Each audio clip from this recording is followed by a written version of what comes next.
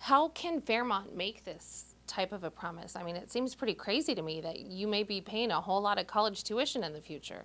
We don't plan on that because we have found over all these years that we've been so successful at getting all of our students into the top universities and getting most of them with scholarship funds that I felt I want to go ahead and prove it by putting my money behind it and saying, I guarantee it.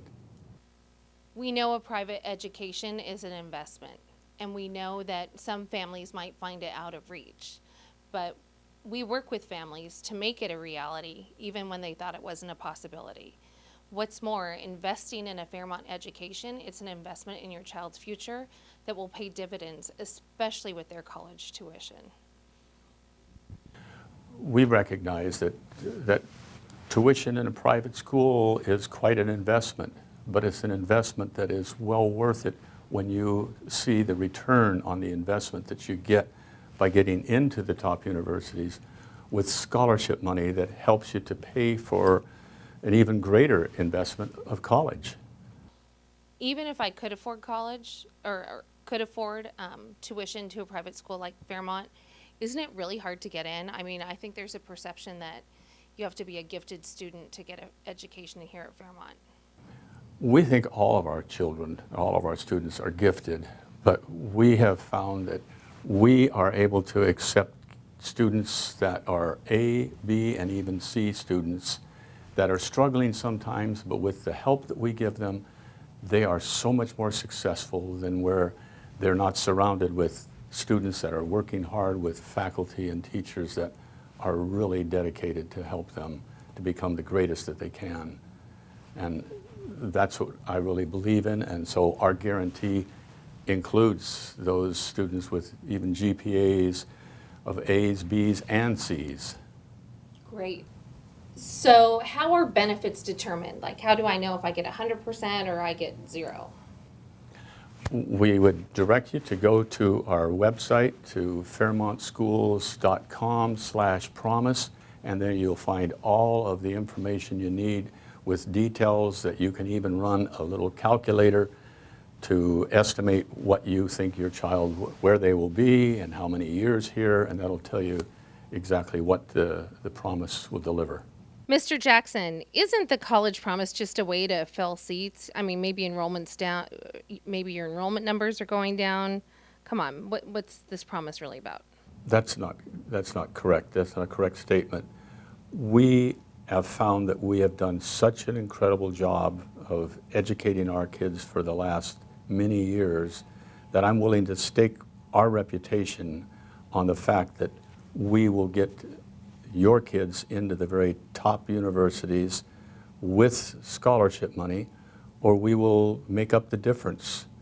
That's quite a college promise. In fact, I just talked last week to Dr. Strupa, president of Chapman University, one of our great colleagues, and he mentioned to me that it was a very courageous promise to be giving as a private school to do this, and that they've seen us accomplish that with our students that have attended their wonderful university. Mr. Jackson, come on. You're going to have to be paying out some money here. So when will you start paying for that money? And if so, how will you pay for it?